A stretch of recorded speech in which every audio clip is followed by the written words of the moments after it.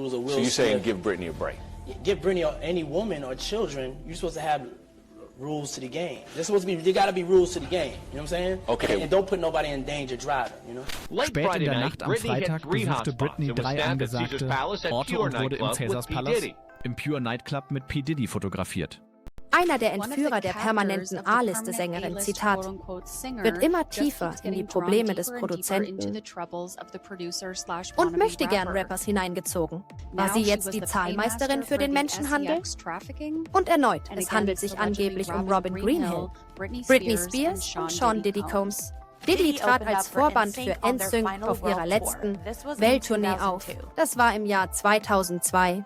Lance sagt, ich habe gehört, wie er zu Justin sagte, du musst diese Typen loswerden. Du musst solo gehen. Du musst diese Leute fallen lassen. Justin Timberlake ist extrem nervös. Er hat sein PR-Team eingeschaltet und entschuldigt sich. Aber es ist zu spät, sich zu entschuldigen. Bitte, Justin, steh zu dem, was im Buch steht.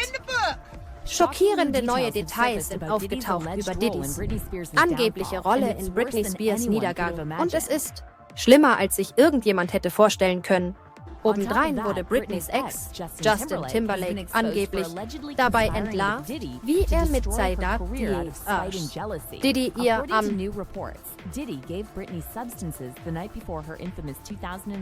Abend vor ihrem berüchtigten Auftritt bei den VMAs 2007 Substanzen gegeben hat.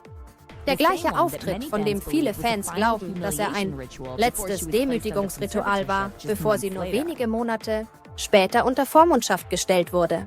Aber das ist noch nicht alles.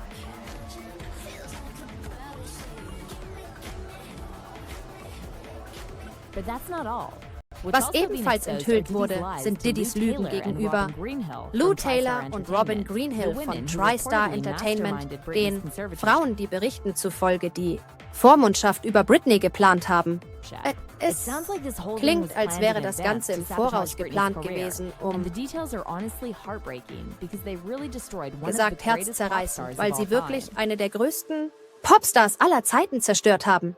Es kommen viele schmutzige Details über Diddys und Justins Verbindung zu Britneys tragischem Niedergang ans Licht, also lass uns alles genauer aufschlüsseln. Robin Greenhill is listed in the lawsuit as Diddy's accountant, who Jones claims oversaw payments to the SEX workers. Robin Greenhill von TriStar Sports and Entertainment ist am bekanntesten dafür, dass sie mit Britney Spears Vater zusammenarbeitete, um die Vormundschaft der Sängerin zu überwachen. Die Anschuldigungen gegen Diddy häufen sich weiter, während er auf seinen Prozess im Mai 2025 wartet. Und jetzt gibt es eine neue Wendung, da Berichte besagen, dass Diddy möglicherweise an Britney Spears Niedergang beteiligt war. Um wirklich zu verstehen, wie verrückt das ist, müssen wir zum 31. Dezember 2006 zurückgehen, als Britney die Silvesterparty im Pure Nightclub in Las Vegas veranstaltete.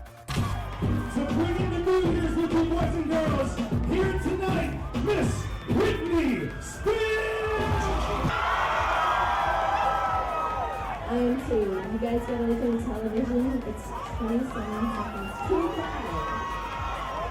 Just remember, what happens in Vegas always stays. Here's where things get wild. Weniger als eine Stunde nach dem Neujahrsbeginn brach Britney zusammen und musste aus dem Club getragen werden. Laut TMZ trank Britney Champagner, bevor sie bewusstlos wurde und auf den Boden fiel. Aber hier wird es verdächtig. Britneys damaliger Manager, Larry Rudolph, bestritt die Behauptungen, dass Britney ohnmächtig wurde und behauptete, sie sei einfach eingeschlafen. Rudolph sagte der Associated Press, gegen 1 Uhr war sie einfach fertig. Also haben wir sie rausgebracht. Sie war nicht betrunken, sie war einfach nur müde und ist eingeschlafen. Mehrere Augenzeugen behaupteten jedoch, dass sie gesehen hätten, wie Britney mit einem ihrer männlichen Tänzer sprach, als sie plötzlich zu Boden stürzte. Ein Augenzeuge sagte, es sah so aus, als würde Britney gezogen werden und könne nicht allein laufen. Und sie hätten gehört, wie ein weibliches Mitglied aus Britneys Entourage rief, stellt sicher, dass niemand Fotos macht.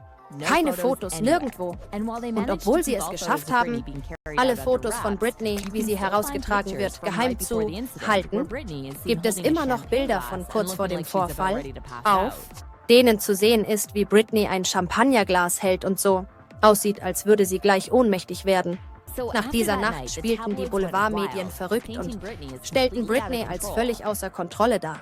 Jeden Tag gab es eine neue Geschichte, die behauptete, sie gerate immer mehr außer Kontrolle. By February 14, 2007, Britney had checked herself into a rehab facility in Antigua, and she left after just one day. Nur 2 Tage später schockierte sie alle, als sie in einen Salon in Sherman Oaks ging und sich den Kopf rasierte, was von den Medien schnell als Nervenzusammenbruch dargestellt wurde. Ihren Memoiren von 2023 behauptete Britney jedoch, dass das Rasieren ihres Kopfes und ihr Verhalten ihre Art war, sich zu wehren. Nur wenige Tage nach diesem Vorfall checkte Britney erneut in eine Reha-Einrichtung ein. Auch dieses Mal verließ sie die Einrichtung nach weniger als 24 Stunden. Einige Monate später feuerte Britney ihren Manager Larry Rudolph, denselben Mann, der behauptet hatte, dass Britney in der Silvesternacht im Nachtclub eingeschlafen sei. Britney machte zu dieser Zeit einen interessanten Kommentar und sagte, mein Management wusste ganz genau, was sie taten, als sie mich in die Reha geschickt haben.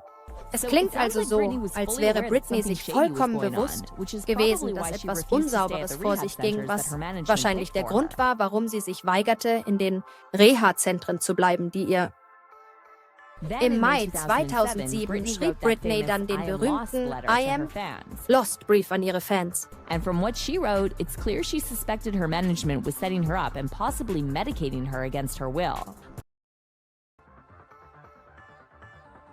Britney sprach darüber, dass sie vor ihrer Einweisung in die Reha seltsame Symptome erlebte, konnte sich jedoch nicht erklären. Warum? Da sie weder Alkohol trank noch Substanzen konsumierte. Man geht davon aus, dass Britney zu diesem Zeitpunkt bereits regelmäßig ohne ihr Wissen oder ihre Zustimmung medikamentös behandelt wurde, was wahrscheinlich zu ihrem unberechenbaren Verhalten in der Öffentlichkeit führte. Nachdem sie diesen Brief geschrieben hatte, schien sich alles in den folgenden Monaten war. Währenddessen arbeiteten die Boulevardmedien rund um die Uhr daran, sie als verrückt darzustellen und behaupteten, sie sei eine tickende Zeitbombe und eine Gefahr für ihre Kinder. Doch das Kaninchenloch geht noch viel tiefer. During this time, Britney started spending a lot of time with his producer, J.R. Rodham. J.R. was born in South Africa to Israeli parents and moved to the U.S. when he was 12.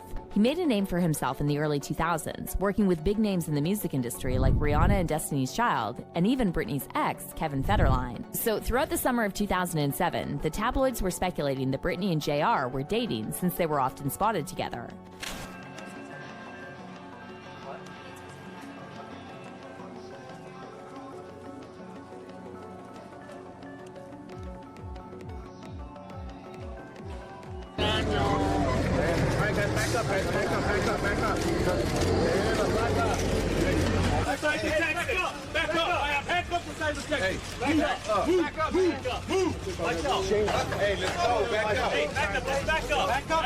But knowing what we know now about how the industry works, it sounds like J.R. Rodham was probably one of those Hollywood handlers.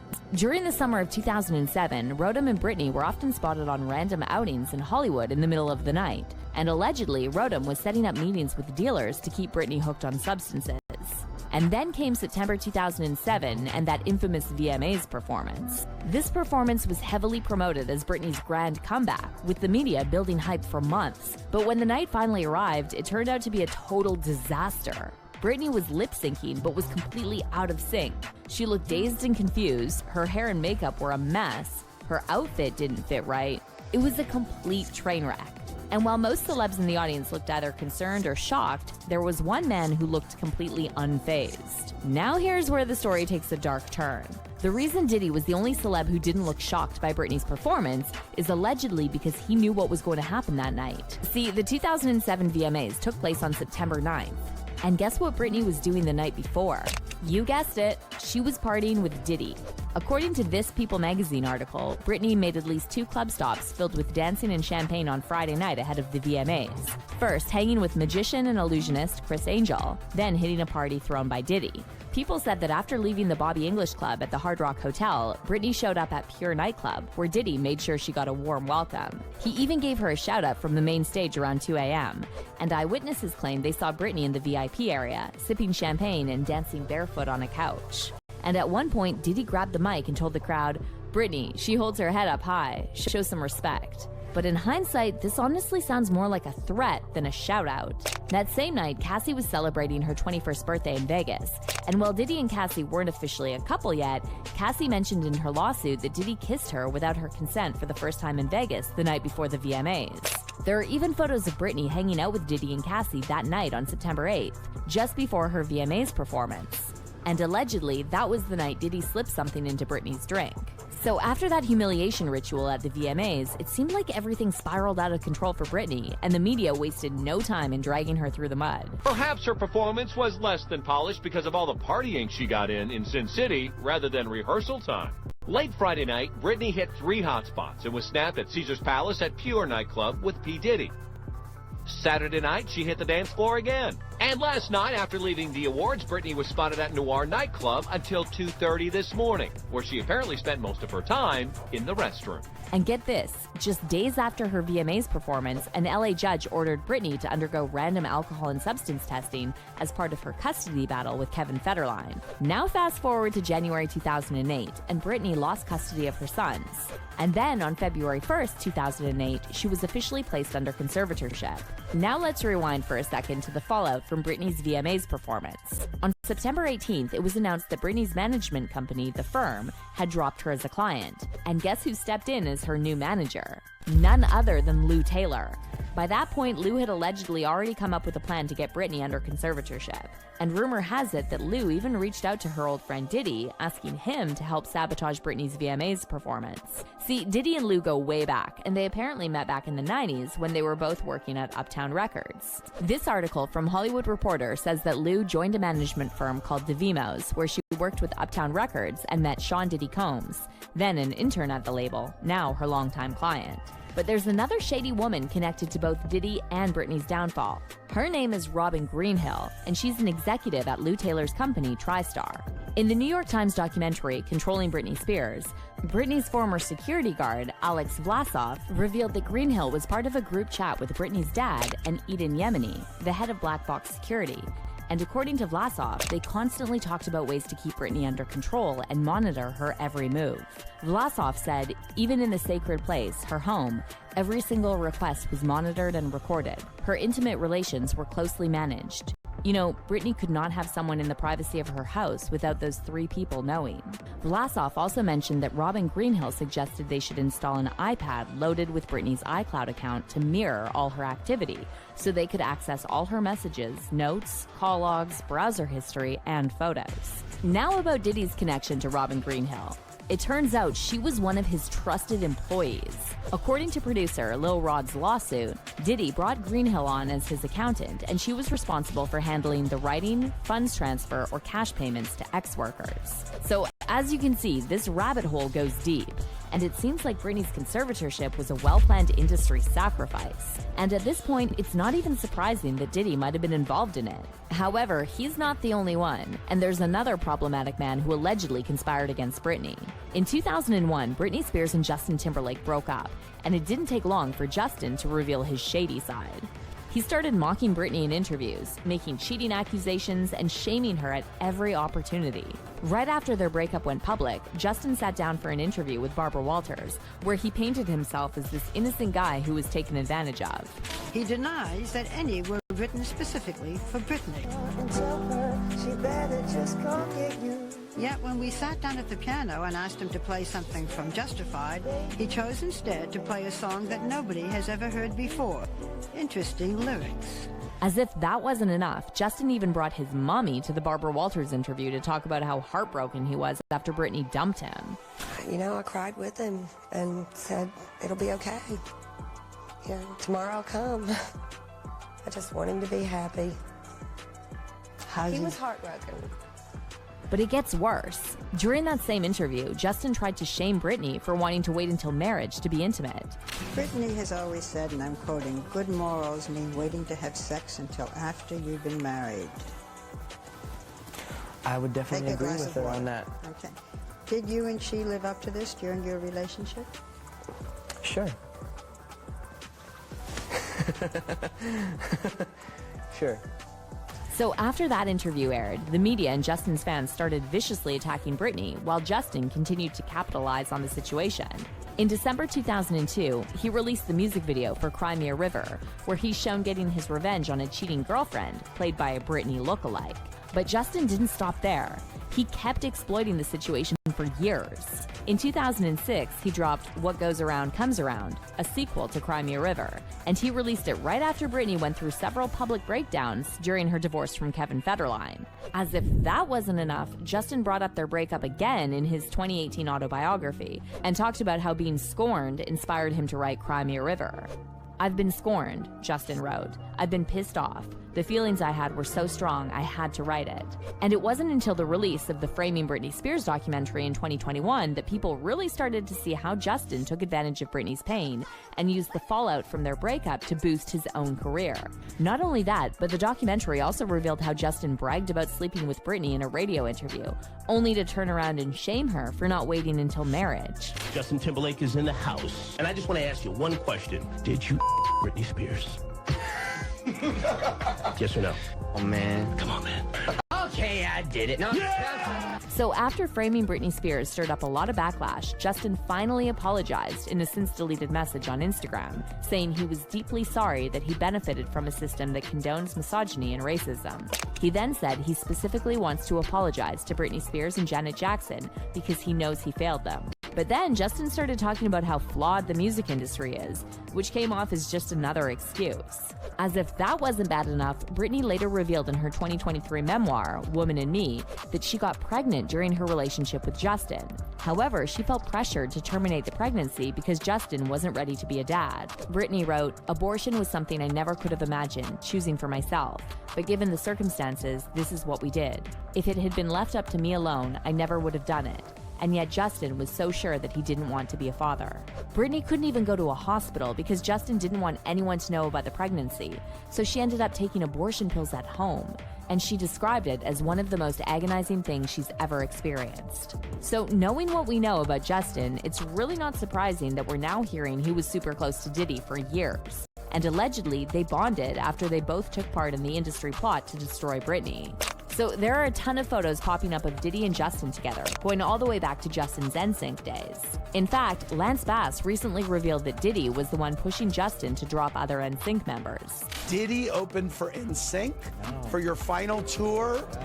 What do you make of all this stuff? Did you ever go to a Diddy party? No, I never had time to go to a Diddy party. I forgot he had opened up on our last tour until all this kind of came about. Yeah. Yeah, it's kind of horrible. But I never kind of liked him because the very last show, I'll say this, in Orlando, I overheard him talking to Justin, being like, "You need to drop these effers. You need to go solo. You need to drop these." And I was like, "I don't like you anymore, Diddy." Yeah. Oh, well. I know. I'm like, at my own show? What the hell? Yeah. Whoa. I never liked him.